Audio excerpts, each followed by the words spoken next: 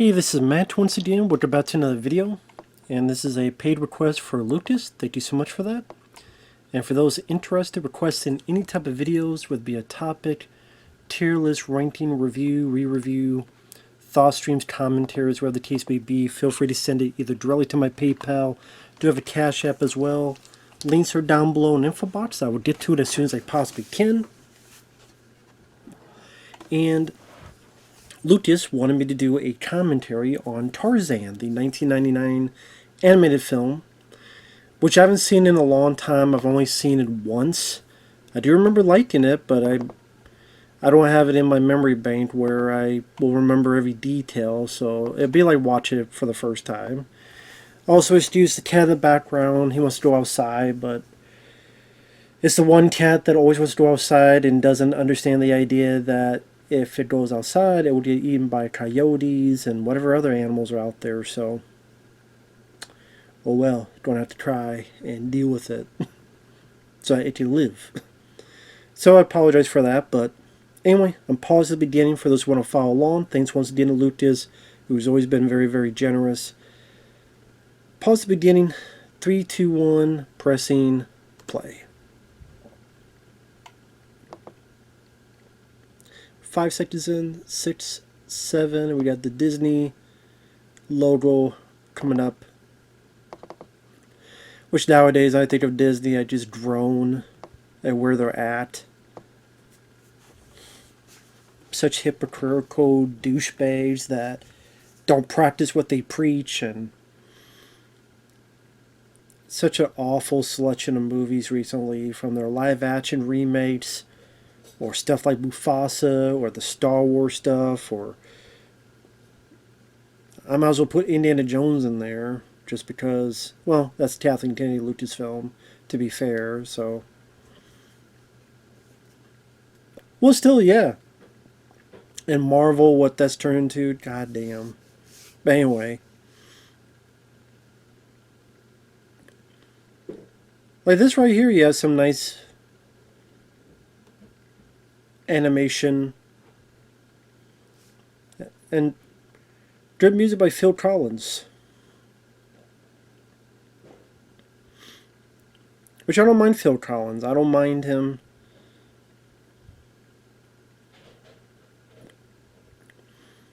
I think the music is really good.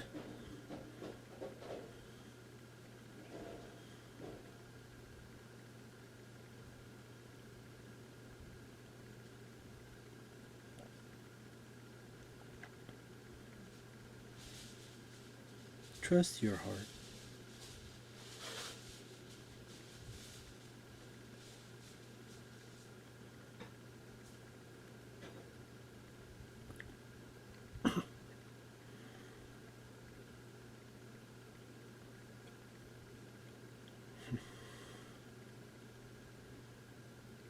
But I do like this editing the show, like two sets of families, how they're not so different from each other.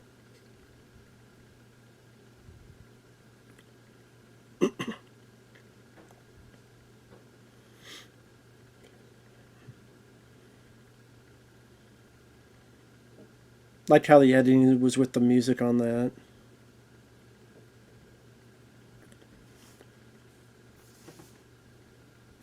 And Dan starts out with a bang. We're like 2 minutes in. We already have action, almost baby death, animals being hunted. Like, goddamn.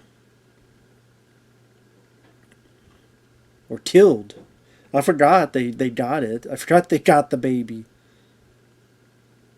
I fucking forgot about that.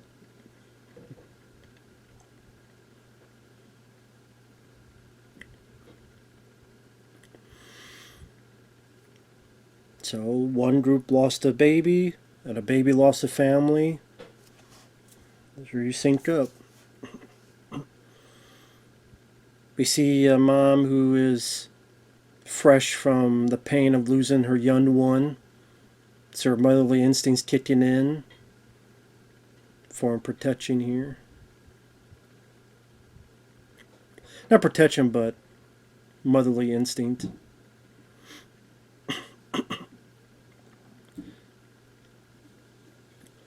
See, I told you it'd be like watch it for the first time because I do remember liking it, but I've only seen it once. And a lot of times, if I've only seen a movie once, it it requires from my simple brain to watch it a couple times to keep a little bit more information in the memory bank. But we see the little details, the shotgun, the shells. Damn, we got blood, bloody footprints, the paw prints. So we know what did them in.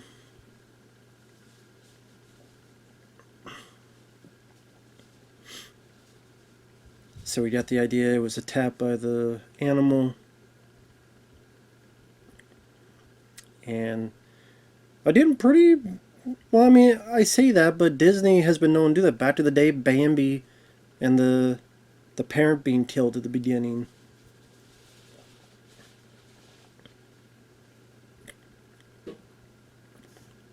So it's not that off the beaten path.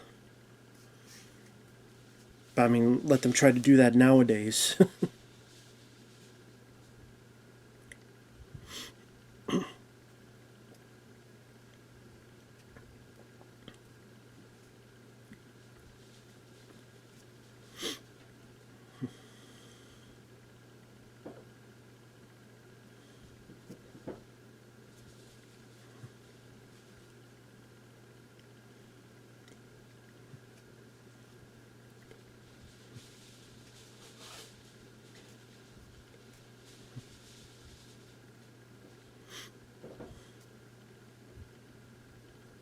Interesting to see this early part done with no dialogue.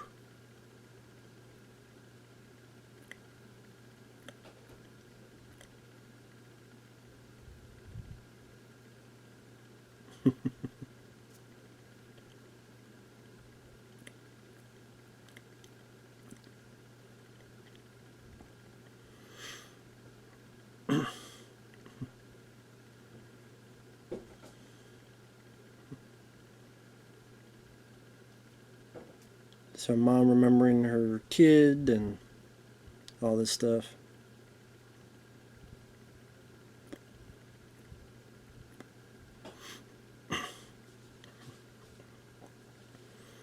And then nice, storytelling without needing dialogue and stuff.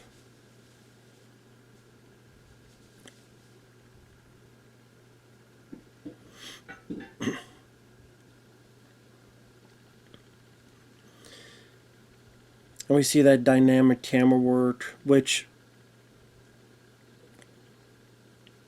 you see a little bit in like Beauty and the Beast when they're dancing and the camera swerves around.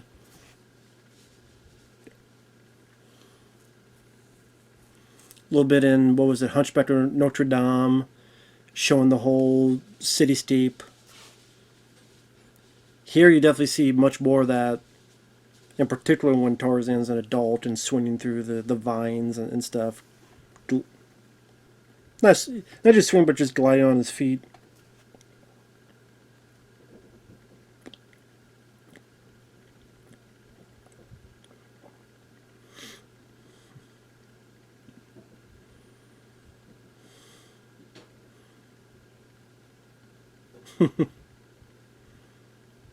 That's some good diapers, man. That's some durable diapers.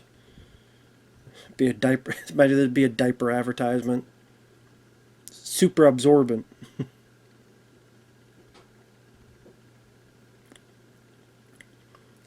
Why don't we do a Peter Pan right off this?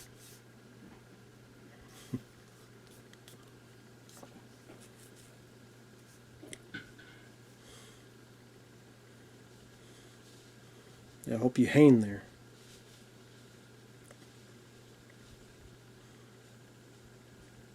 Two worlds, one family.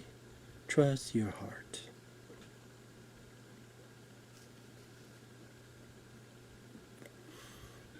I'm sure Phil Collins looked at this as well. Elton John did The Lion King, and he saw how successful that was, and maybe be the same with this for Phil Collins.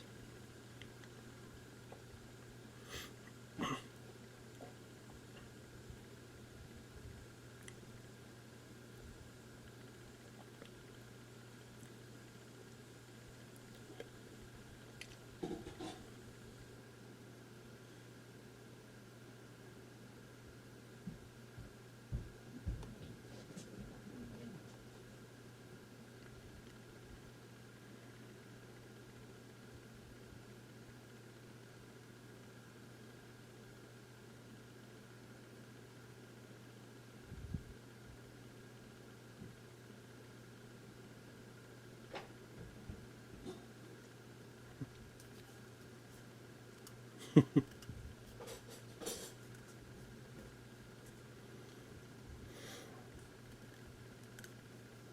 that's Rosie O'Donnell, which I'm not a big Rosie O'Donnell fan, but it is what it is.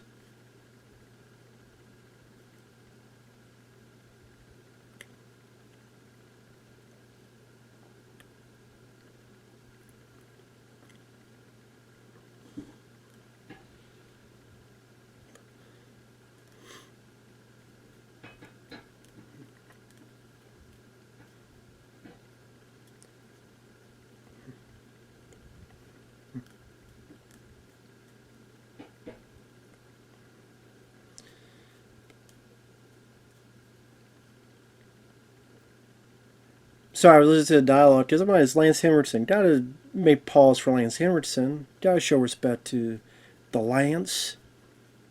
Huge fan of Lance Henriksen. Great that they got him to voice a character in this. Wonderful actor. Underrated actor. Bishop and Aliens. Of course, the poster I have behind me of Aliens. My favorite film of all time. Hard Target.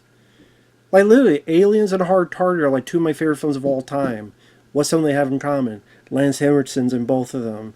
And that wasn't done on purpose, but just a funny accident.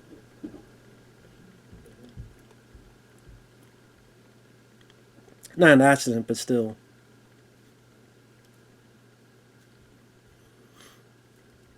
But also, I mean, Stone Cold. Just a lot of great stuff Lance Henriksen has done. Millennium, the TV show. And then you got Glenn Close, who I think by this point she had done a Disney film, the remake of 101 Dalmatians, where she was Cruella DeVille. Which, I mean, she did a fucking better job than... What the fuck was her name? It was Harley Quinn.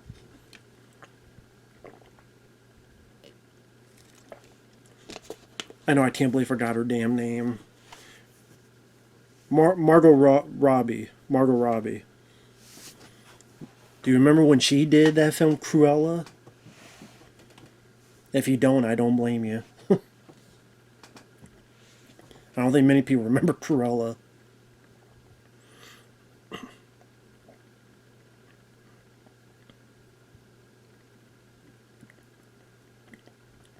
Yep, that's the big song. You'll Be on My Heart.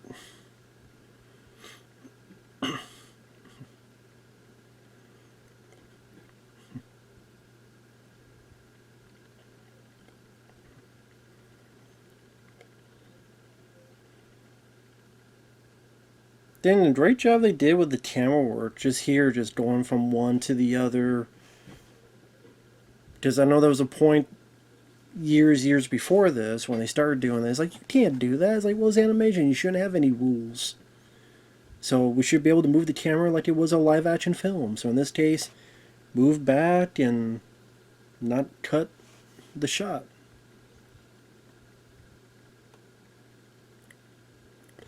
Brings a little bit of life to the proceedings as well. So I do remember it as like being a really good looking movie. Just a really good looking film.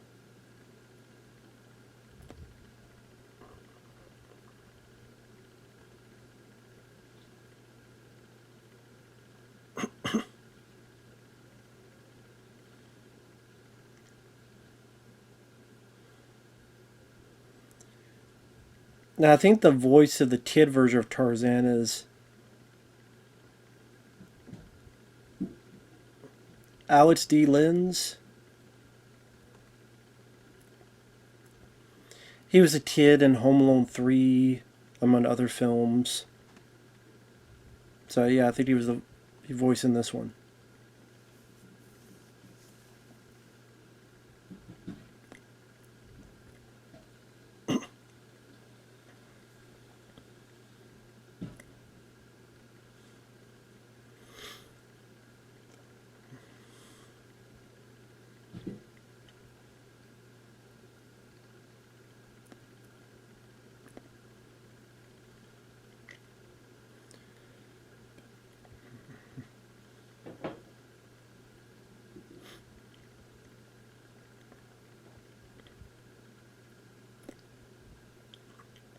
And Rosie O'Donnell, I mean, I'm not big. I've never been a big Rosie O'Donnell fan. I didn't care about her talk show. One moment that pissed me off when she tried to screw over, what was it, Tom Selleck with the NRA guns question, and Tom schooled her ass. Like, he was there just for a friendly conversation, and she tried to start a fight, and Tom Selleck spoke eloquently and calmly, and she got a lot of backlash for that, deservedly so. Ever since then, her trying to sucker, not punch, but figuratively sucker punch Tom Selleck. It's like, fuck you, Rosie O'Donnell. And what, another Stakeout wasn't that good of a movie. Stakeout was great, but not the sequel with her in it. Exit to Eden, the BDSM comedy on an island with Dan Aykroyd, sucked. A League of Their Own, I don't mind.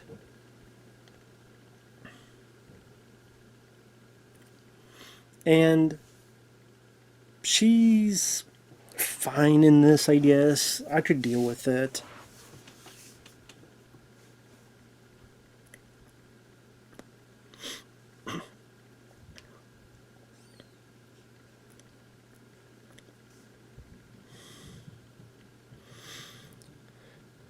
But it's like with these movies, they feel they need some kind of funny sidekick or funny side character. Or they hope it's funny. So whether it be the statues in Hunchback of Notre Dame, whether it be Timon and Pumbaa and the Lion King, whether it be, I guess you say the genie in Aladdin, which, I mean, that was essential, though.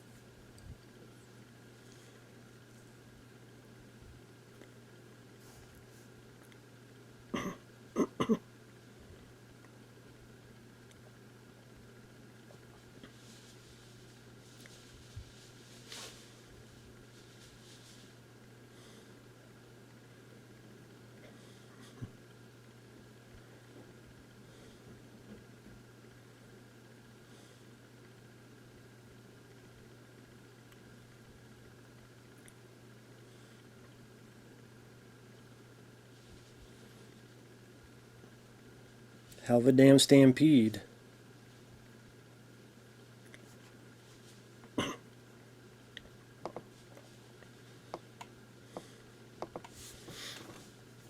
Stampede, Earl! Get out of the way! Get out of the way!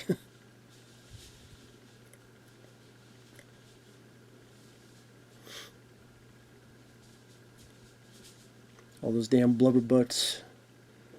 Moving, moving, moving.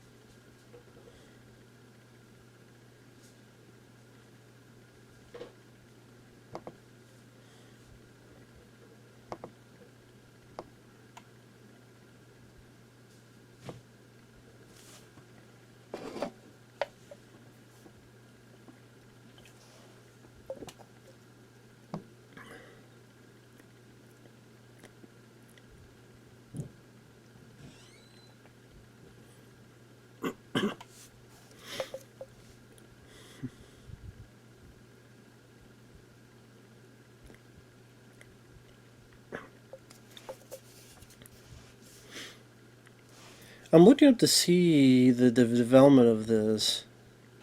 Sorry, I'm being silent. I'm listening to the dialogue.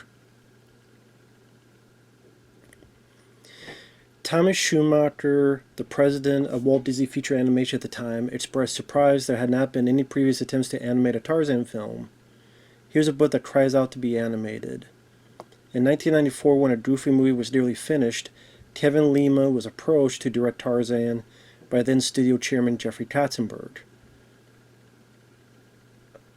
Lima was reluctant to the idea because the animation complexity is being done by inexperienced animators. Lima later was contacted by the project by Michael Eisner, who decided to have the film produced through the feature animation division, which Lima signed on.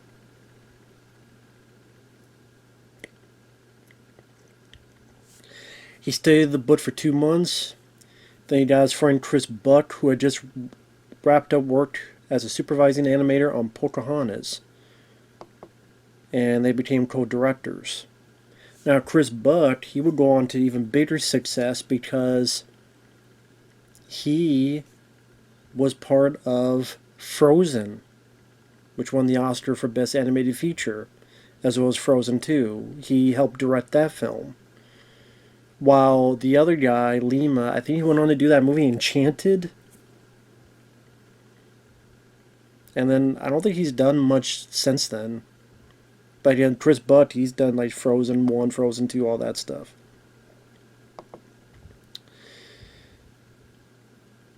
By April 1995, the LA Times reported that the film was in preliminary stages, with Lima and Buck directing, after they got the story rights from the estate of Edgar Rice Burroughs.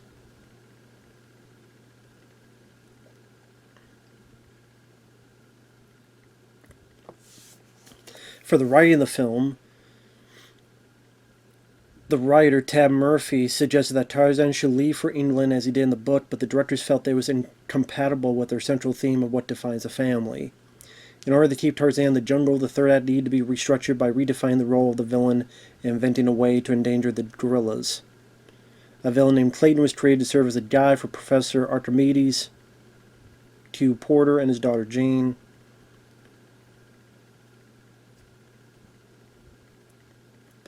Husband and wife screenwriting duo Bob Tzudiker and Noni White were hired to help refocus and add humor to the script as a way to balance the emotional weight of the film.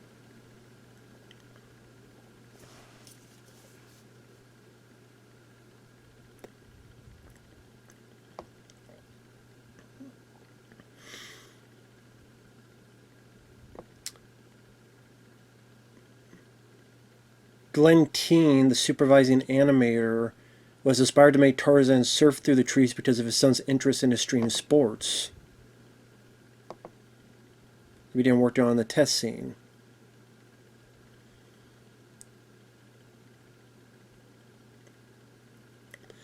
They liked it enough that it was used during the Son of Man sequence with movements inspired by the skateboarder Tony Hawk.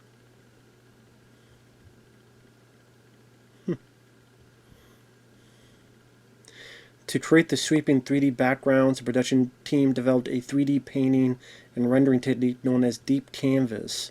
Technique allows artists to produce CGI backgrounds that look like a traditional painting.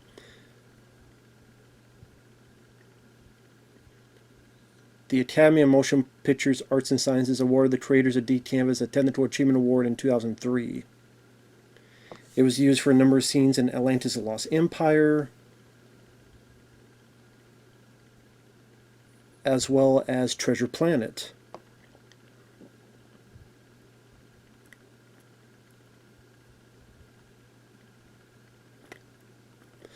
In 1995, Phil Collins was initially brought in as a songwriter following a recommendation by Disney Music exec Chris Montan. The directors decided not to follow Disney's musical tradition by having the characters sing. I did not want Tarzan to sing. I just couldn't see this half-naked man sitting on a branch breaking out in song. I thought it would be ridiculous. Thank you. Yes, it would have. Thank fucking God for that.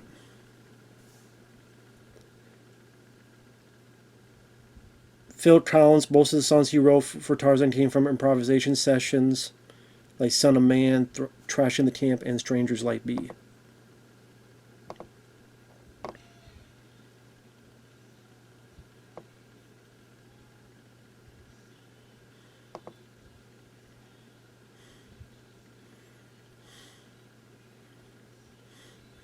The other songs he wrote, You'll Be in My Heart and Two Worlds.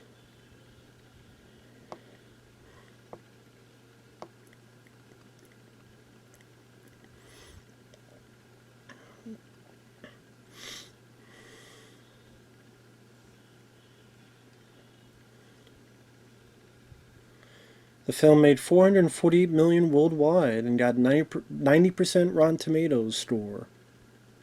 And it won the Oscar for Best Original Song, You'll Be in My Heart. Was nominated for... Oh, I don't think they had Best Animated Feature at that time, I don't think.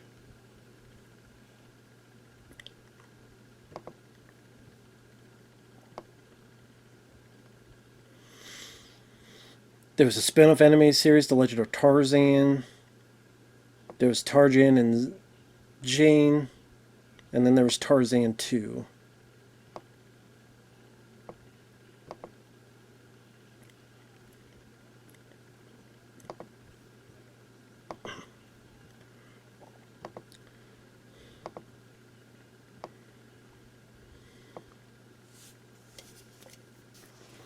Now, I think the elephant here is voiced by Wayne Knight, who is Michael Jordan's Disney Call manager in Space Jam. He is also in Jurassic Park.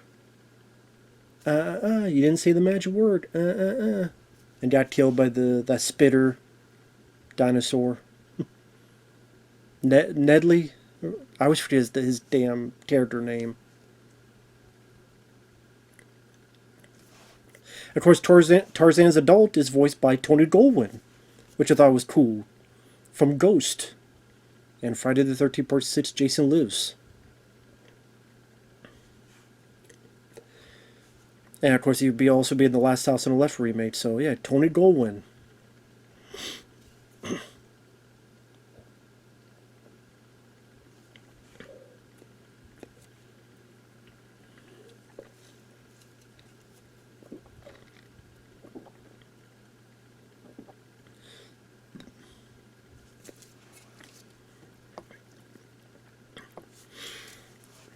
This is a very cool looking fight, which is the way they're moving the camera around. There's like this 360. Just makes the action that much more... I keep using the word dynamic, but just exciting, and that movement. So it doesn't feel like it's... Like that bit there, like moving around, just makes it feel more cinematic.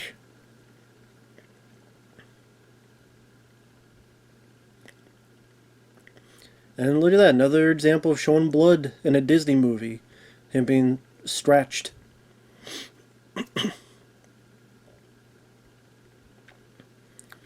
It's just because the ability to move the camera doesn't feel limited.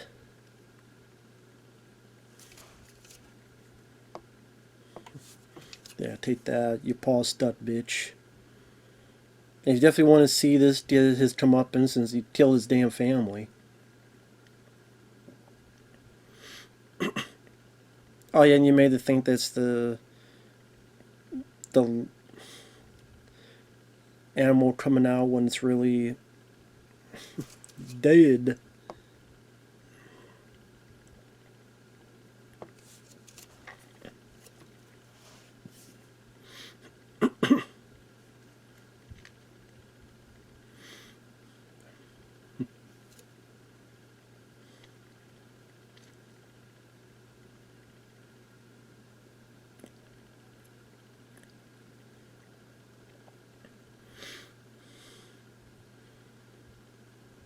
Buff as fuck. God damn. Call him Mr. Buffer.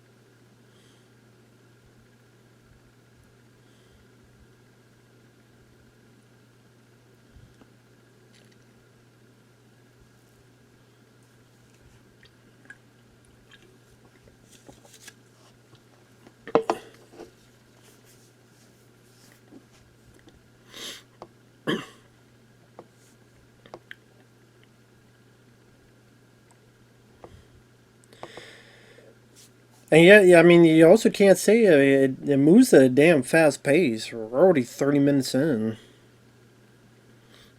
And we already got through the introduction, him being as a kid, and now being as Tarzan, killing that damn leopard or whatever.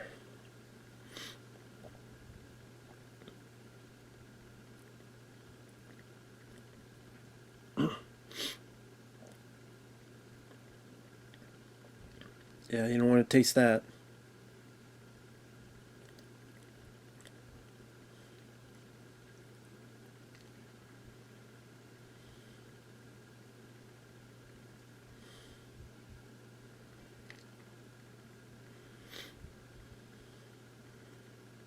Saw a little bit of that surfing.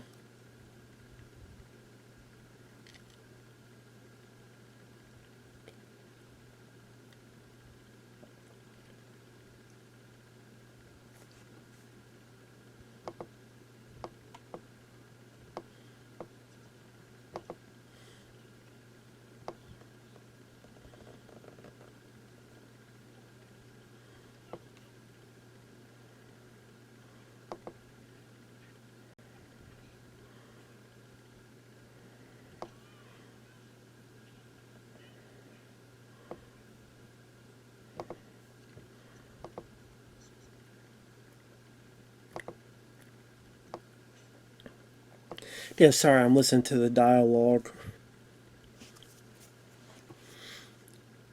So you have your main villain, voiced by Brian Blessed, who was in Flash Gordon, the 1980 film. Flash is alive.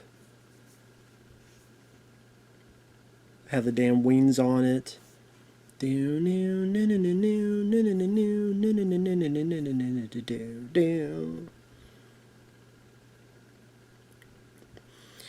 Then the guy on the right, the professor, is voiced by Nigel Hawthorne, who I always remember as Dr. Raymond Cotteau in Demolition Man. Be well. And Sly's like, be fucked. And the girl's voiced by Minnie Driver, who would be in Good Will Hunting and Grosse Point Blank.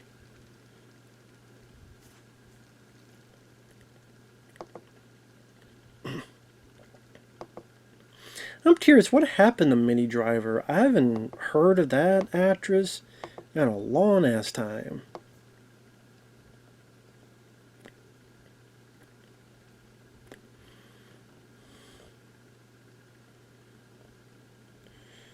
She was in Goldeneye, Sleepers, Grosse Point Blank, Good Will Hunting, Hard Rain, this film. She was in Return to Me with David Duchovny, Ella Enchanted, the Phantom of the Opera film with Gerard Butler, the one made by, is that the one made by, yeah, Joel Schumacher. That was 2004.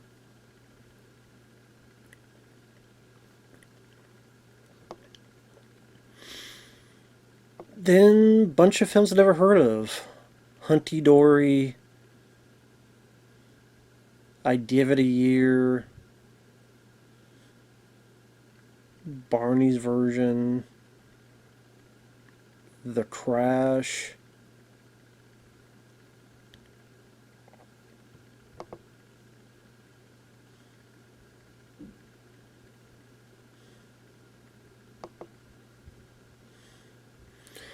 (2021) she was in Cinderella as a queen.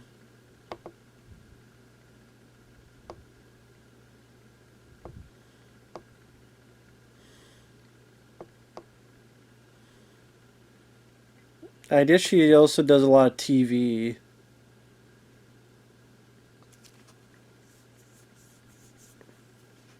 Batman Cape Crusader, she voiced season 1. Really? She voiced the female penguin in that Batman cartoon I've heard of? Oh, Jesus Christ. I heard about that. I didn't know Minnie Driver voiced her. What the fuck? Just desperate for work, I guess.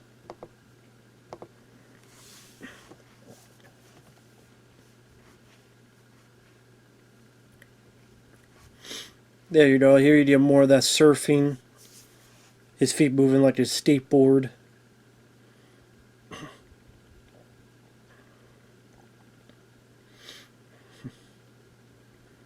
Definitely like vibrant, not just vibrant colors, but just I just love the movement involved throughout this. Just very energetic.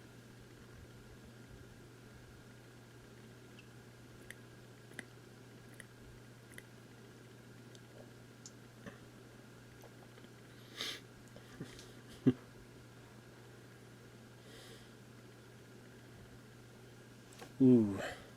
Doing splits like these Van Damme.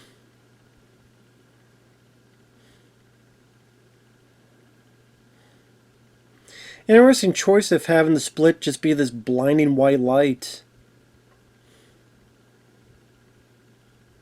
Little detail, make his hand more red to show the burn involved in holding that damn thing. Look down below, assholes.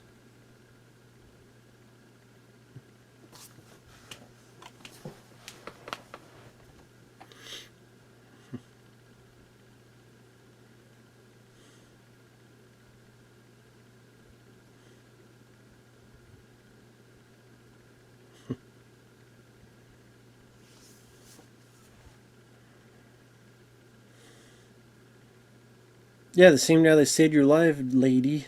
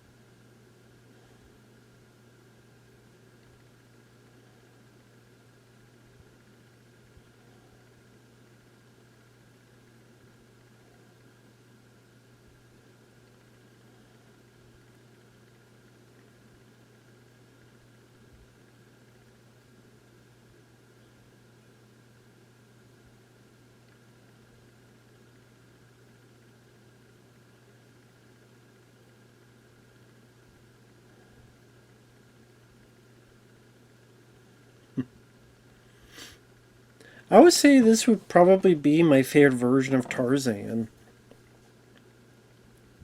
Because I've seen a few of the other versions. I've seen the one with Christopher Lambert, Greystoke. I remember kind of being in the middle of that one.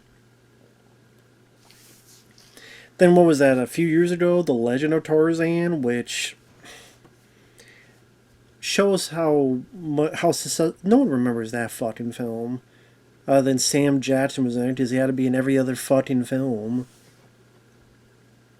A lot of CGI in that movie. That film was just lame.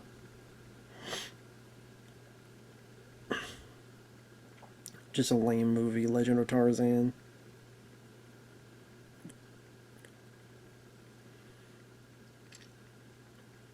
I know there was one with Casper Van Dien that I don't think I've seen. If I did, I didn't remember. I don't remember anything about it.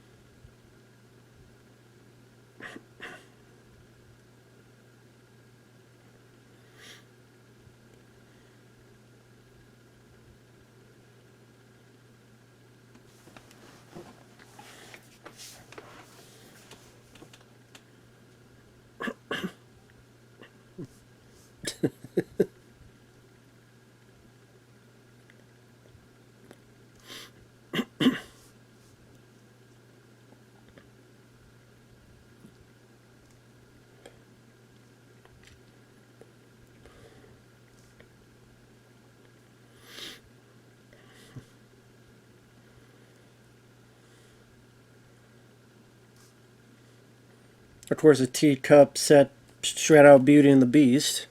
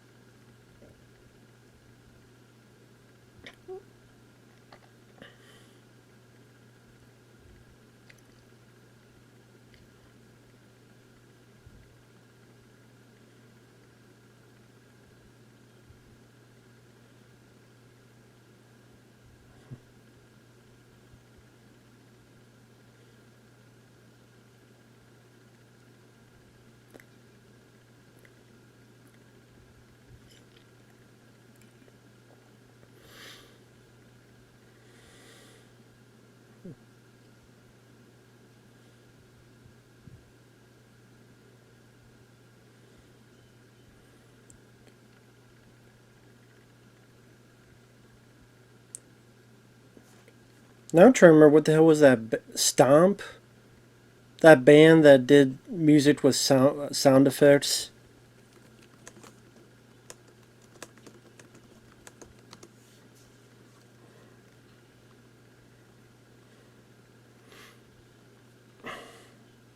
I can't remember what the hell it was.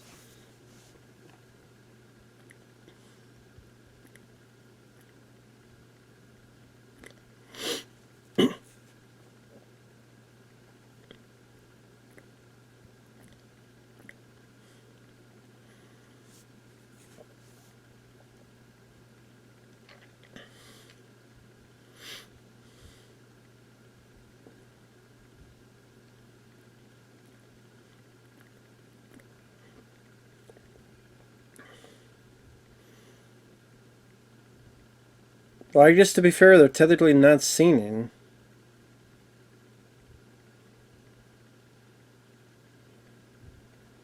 But yeah, I forget what that band was. It was around the time when the whole thing is with trash cans and stuff. They would make these songs. I want to say it was Stomp or something like that.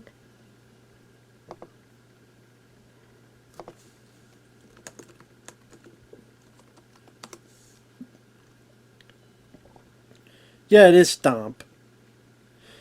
Uses the body and ordinary objects to create a physical theater performance using rhythms, acrobats, and pantomime. So it was Stomp. Actor from 1991.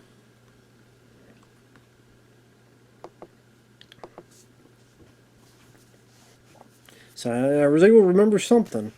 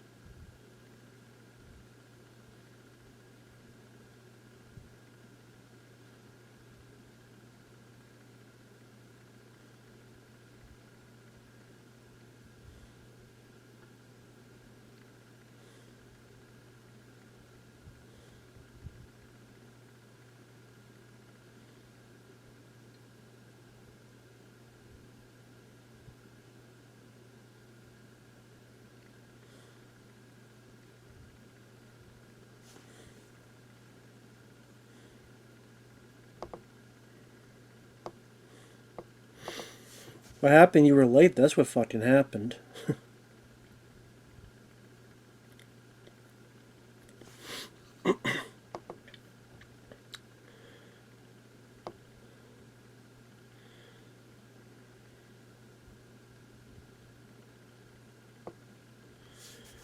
Says that Brendan Fraser actually auditioned twice for the title character before portraying the lead in George of the Jungle in 1997. I just didn't because it does take a while for animated films to get finished. So I guess he thought, hey, I'll do George of the Jungle kind of a consolation prize. Which, I mean, that's a fun film as well.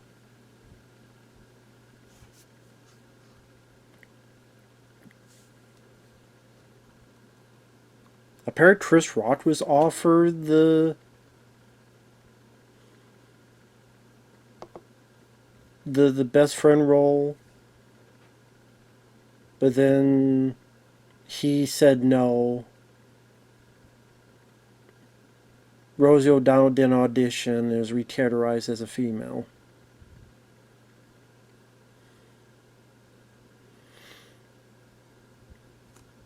Nigel Hawthorne was also in the Disney film The Black Cauldron.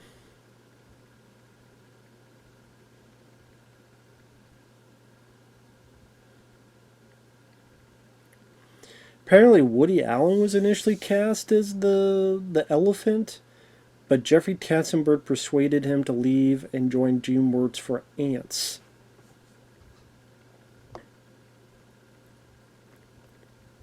Okay. I mean, I don't mind the film Ants.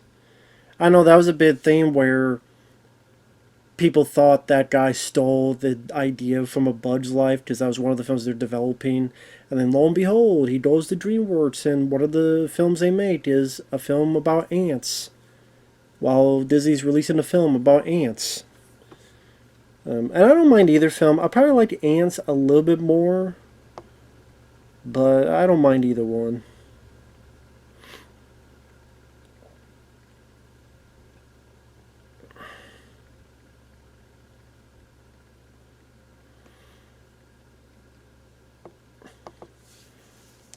I know one thing about it, they could not use this character a whole lot afterwards, other than those direct-to-video ones. Because, of course, the character is owned by the estate of Edgar Rice Burroughs, so it's like, hey, we need a little piece if you ever use them on stuff. Like, what was that show, House of Mouse, where a variety of characters would appear from various Disney animated films, and one of the ones that could not be used a lot was Tarzan, because of that reason alone.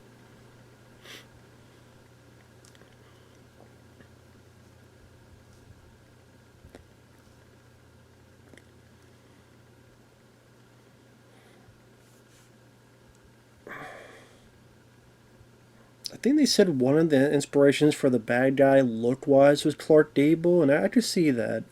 I could see a little bit of Clark Gable in the face of the bad guy.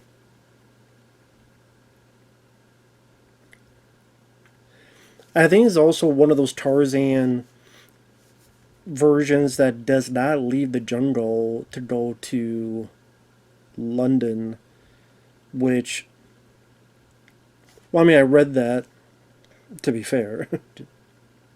Just read that. But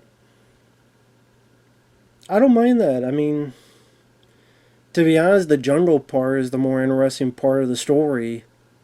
Him trying to fit in society, it not worked out, and going back to the jungle just was never that interesting of a part of a story to me.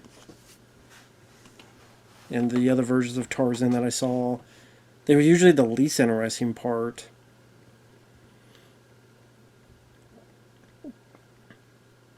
Which, I mean, they even did that in George of the Jungle.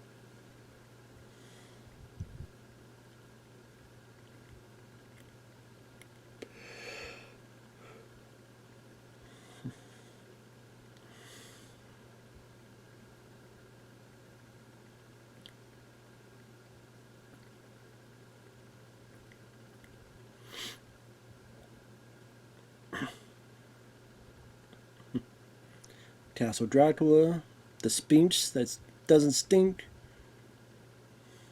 Footloose.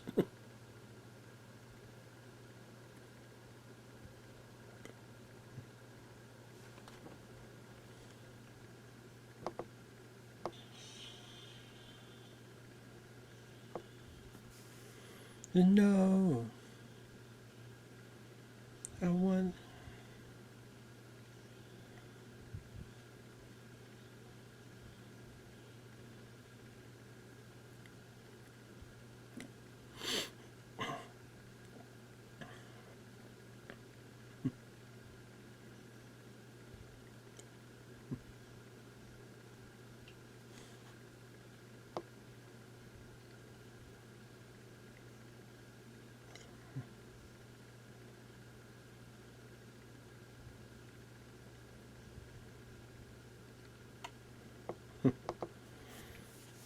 Which, I mean, I guess for them, it's like, yeah, you just do all the learning here, right in the jungle.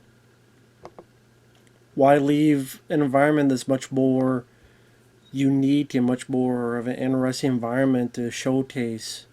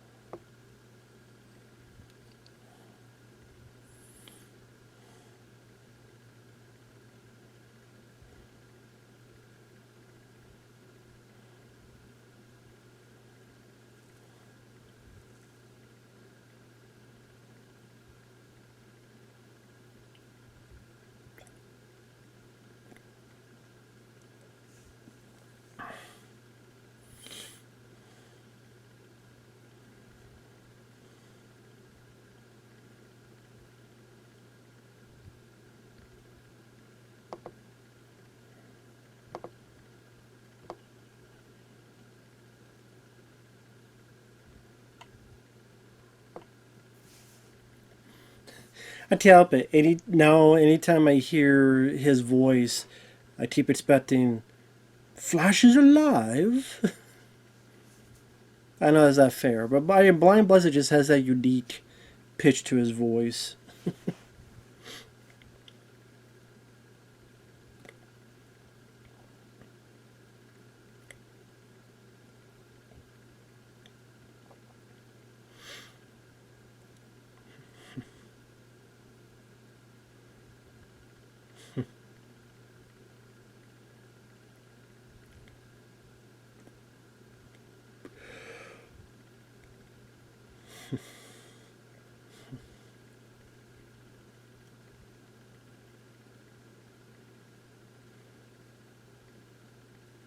Can you imagine back in the day, like that's all you have for entertainment, just these slides before radio, before TV, before movies, before let alone the internet, before all that stuff.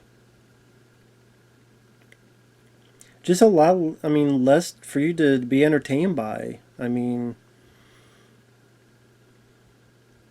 but just to be fair, maybe that bet people had to be were a lot more fit, a lot bit more in shape because you actually had to go outside and do shit.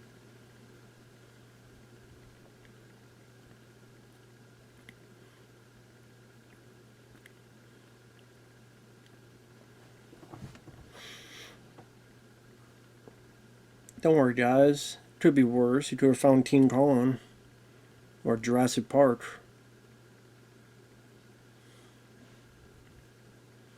Why don't you just bitch smack him in the head, man?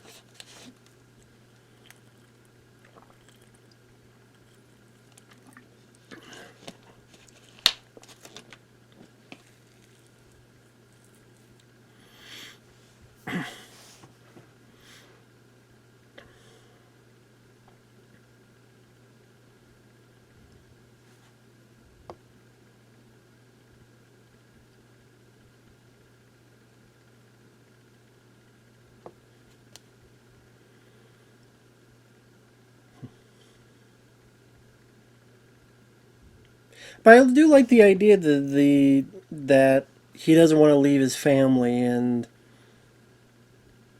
he just granted he's in love with this person, just met this person, but he's known this family for his entire life, so it's not like an easy decision of yep, I'll abandon them to try to get some poontang pie. It's like no, I want to stay here, with my family, and I can't leave that. But it's like, hey, maybe she'll stay if you help me out here. So it finds a way to keep them all on the island in the jungle setting, but I always say strengthens that whole family avenue that Tarzan has in his mindset.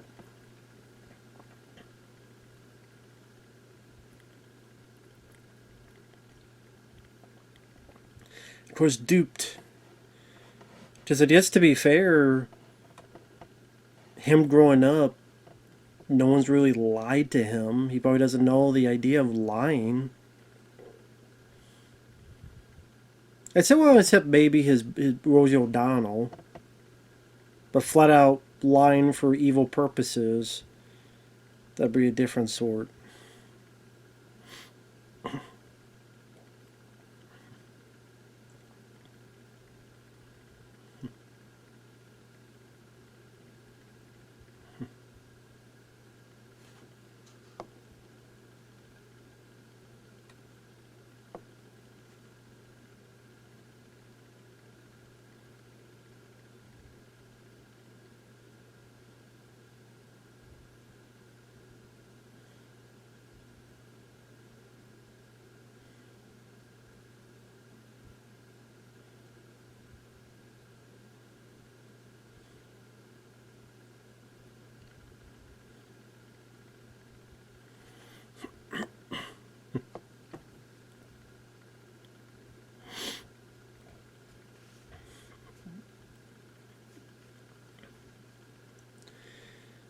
Yeah, that's two-faced piece of shit.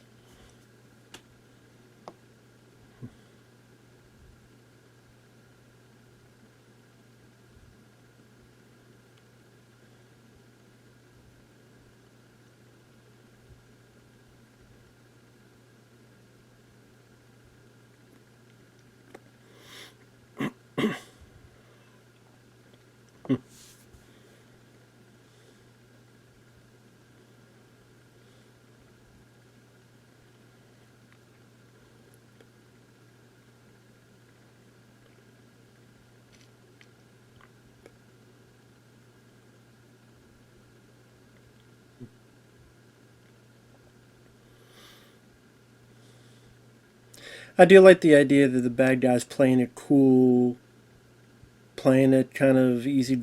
In this instance, of he knows his plan, so he doesn't want to oversell it. Doesn't want to let his plan be known as of right now. Kind of playing it cool and say, okay, let them do what they want. Now I know where they're at, so remember for later.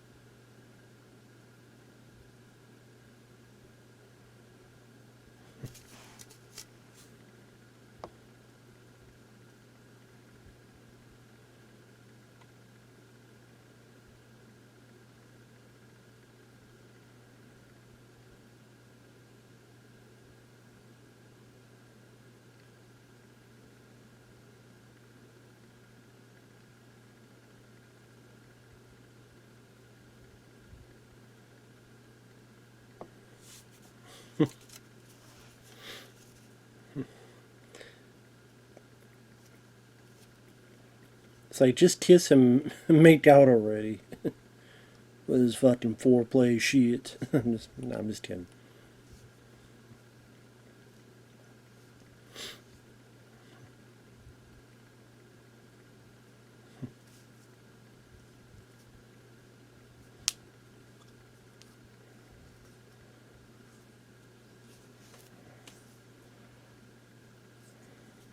He's gonna be pissed about that.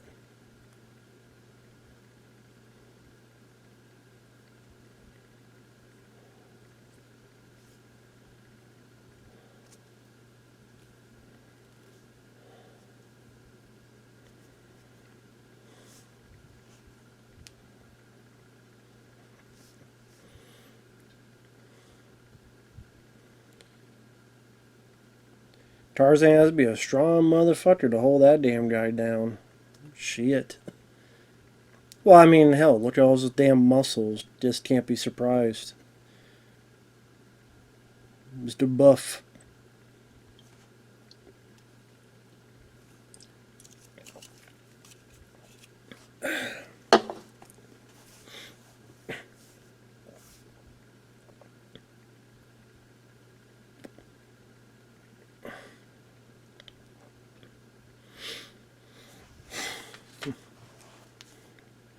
See if I can look up any trivia on IMDb.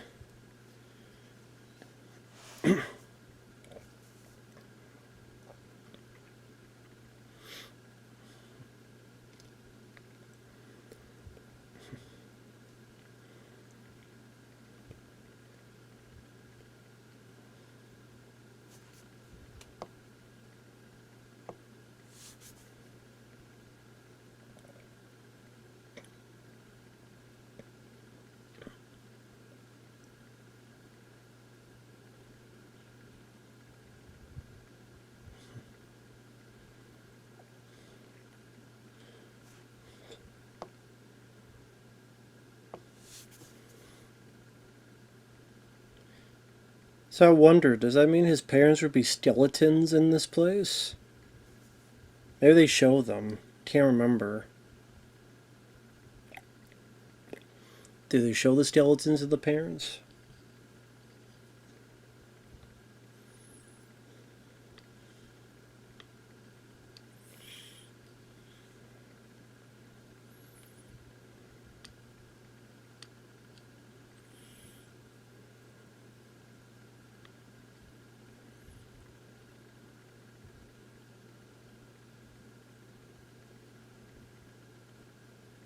I like that little bit of the musical motif from the beginning. Happier times.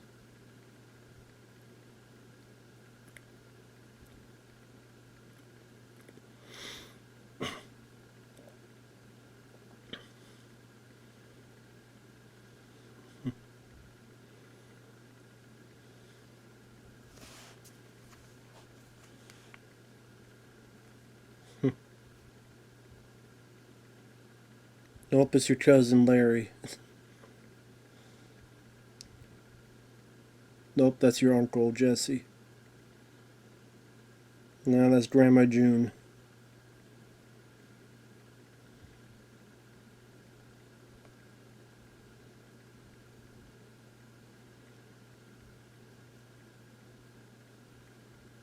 Now a little bit of that "You'll Be in My Heart."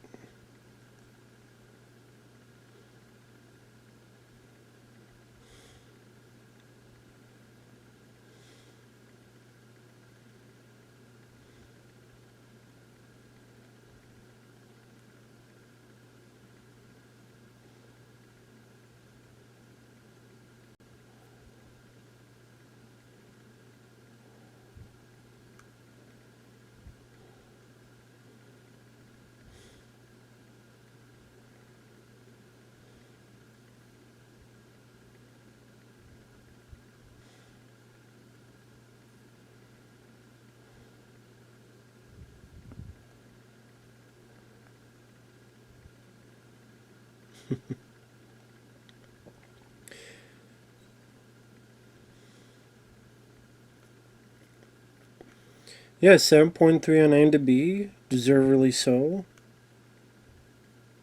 Definitely there's... Oh, this one just the beautiful music, the voice acting is very solid. The story's pretty simple, but has some really nice emotional moments. The side characters aren't too annoying or irritating with their humor.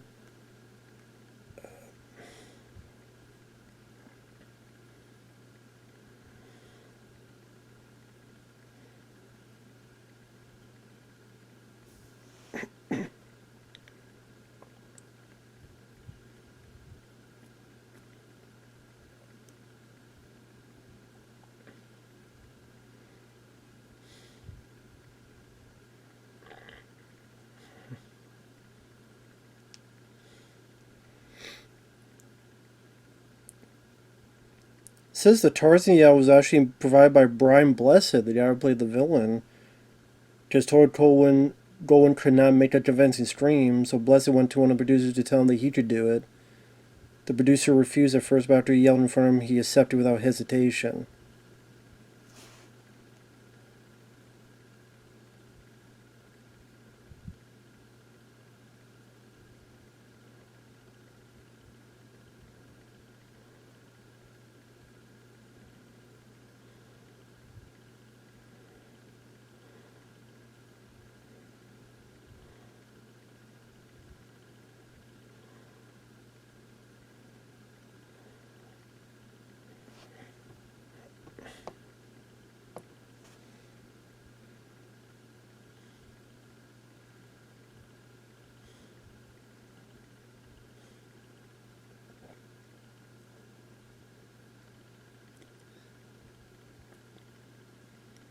Damn, the bastards.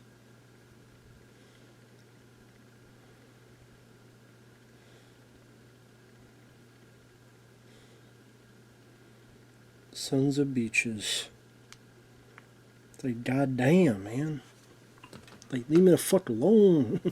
Give me a break. Catch me a break, motherfucker. God damn it.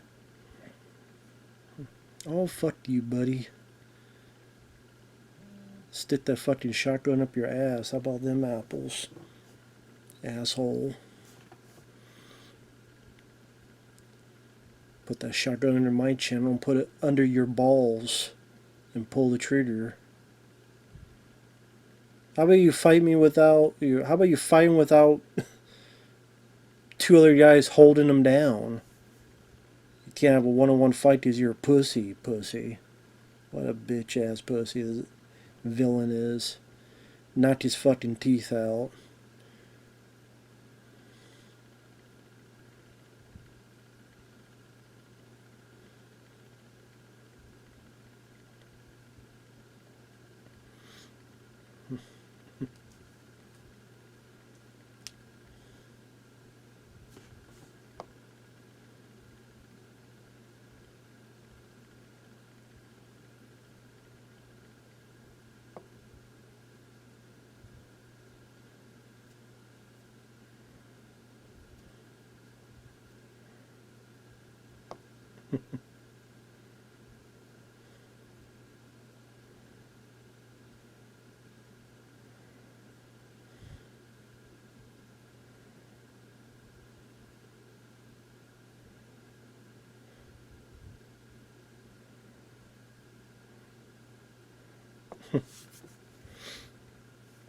Very commendable for a damn elephant to swim. Any more of how the fuck you don't get on the boat.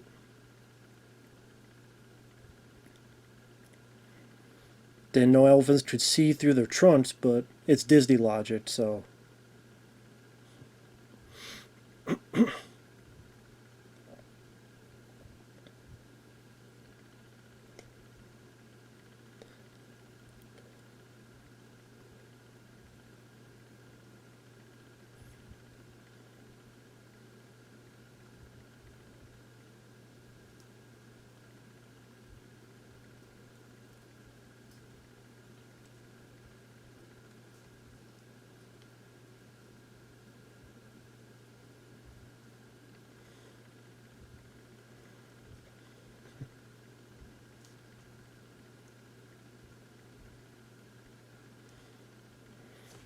Alvin definitely got some hops. You should have played basketball for Space Jam. Goddamn.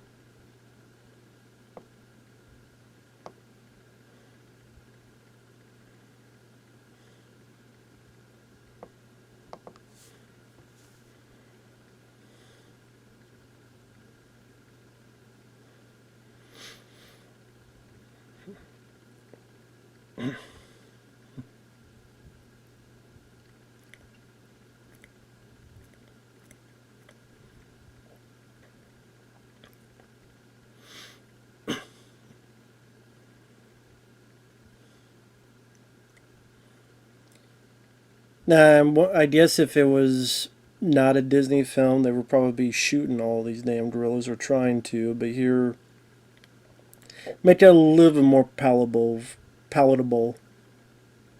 Well, for the most part, capture him, except trying to shoot this one down.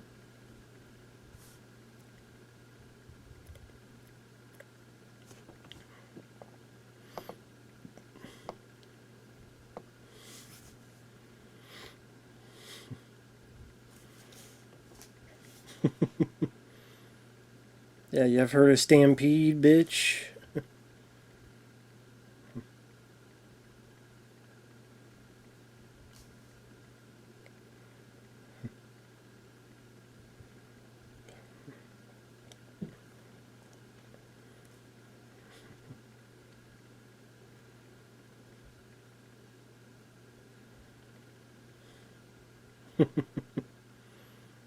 So we have the art. We have the elephant having an arc, or finding his courage.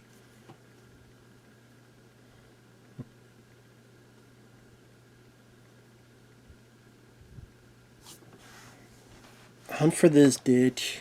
Hunt for this.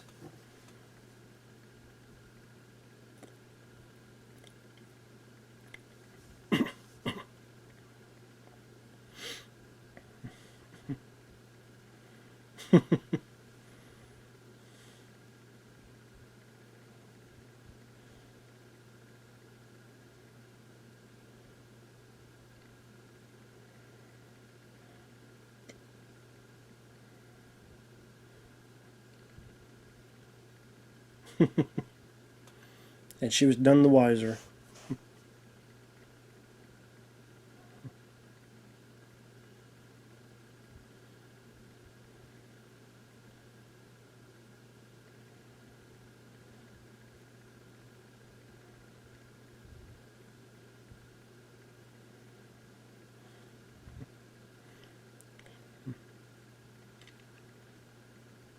Ooh, damn, knocked her ass down.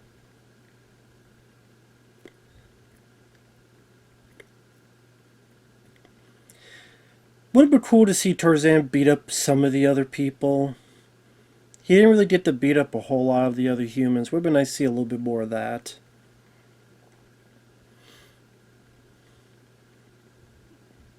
Of using his abilities to fuck up some of the other villains, the other bad guys, punch them, kick them, and stuff. But oh well, what can you do?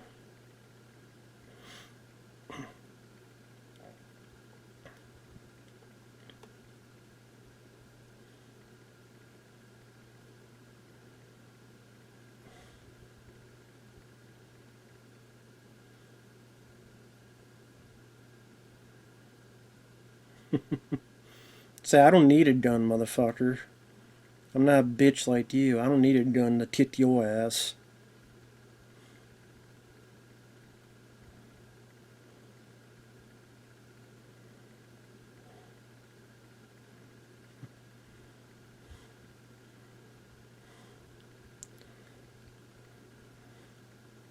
You sure you want to do that?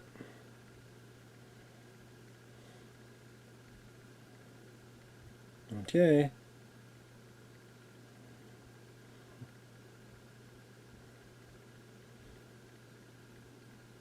Ooh, there you go.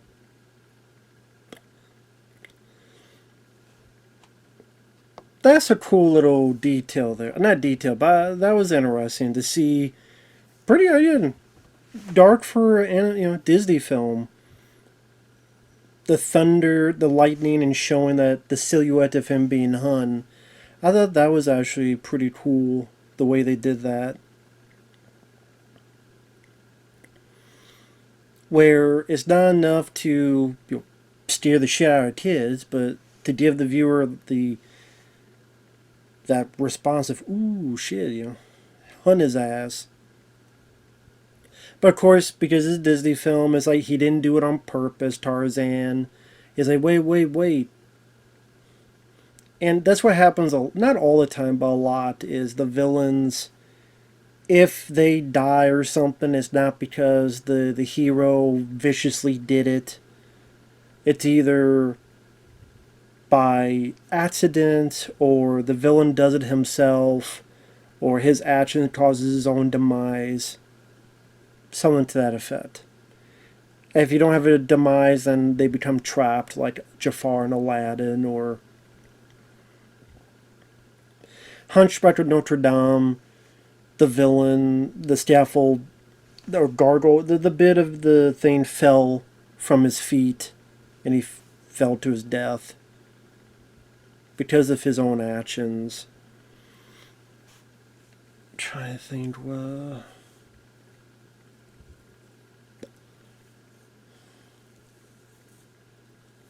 stuff of that nature.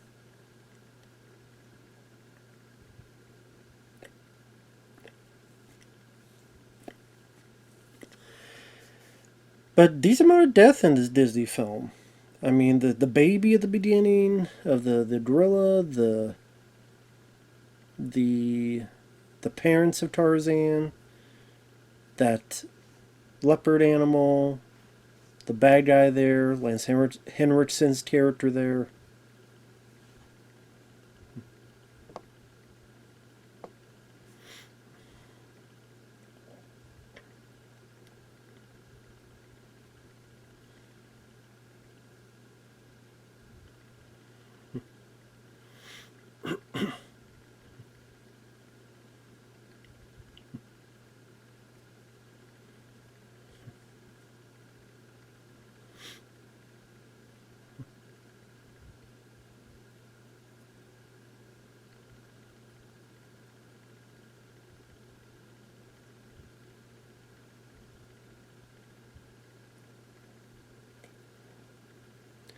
So, did they like drag all the bad guys out with the cages and drag them to the ship? Because not like they just called the cops and, hey, cops, you pick up the bad guys up. So I'm wondering what happened to all those bad guys in cages. At the end, did they just drag them to the ship in those cages?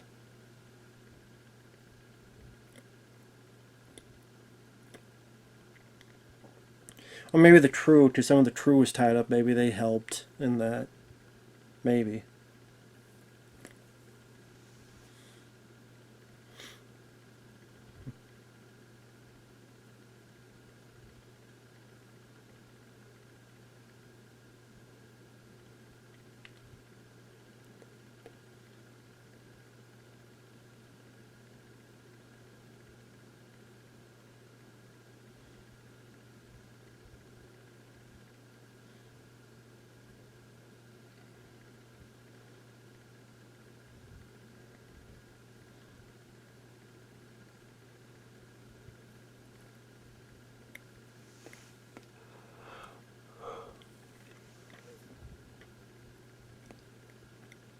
But I mean, then there you go. Tarzan going to get laid tonight. You don't get laid tonight.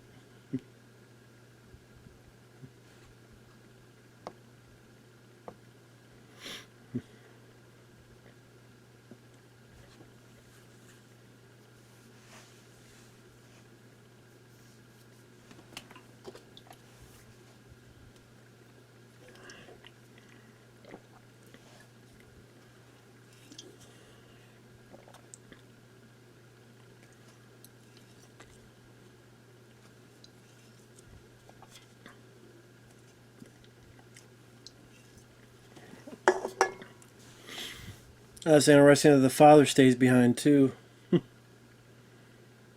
I forgot about that part.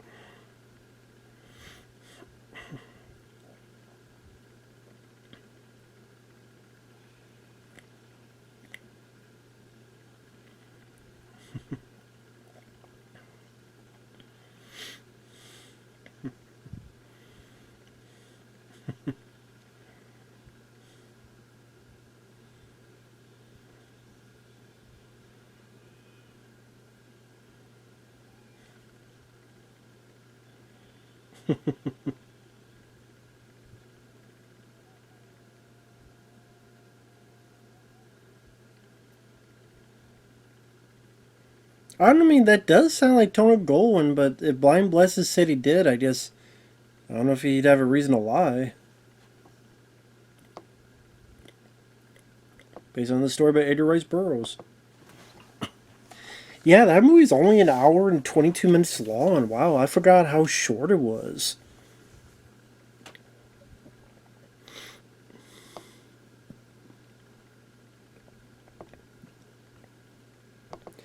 Yeah, this film still holds up. It's still a really. I would put this as one of the better. Like, honestly, one of the better Disney animated films. I really would. I mean, sometimes in my streams, people go, well, what's your top? What's your favorite? I'm like, I don't know. It's tough to think about that off the top of my head because I'm the guy that wants to analyze a bit more to make sure I'm not missing stuff. I don't want to miss this. I don't want to miss that. Oh, yeah, wait, what about this? And I want to make sure. I mean, animated. I always talk about like my favorite animated film is Wall-E, but like Disney anime. I just think that the Pixar. So yeah.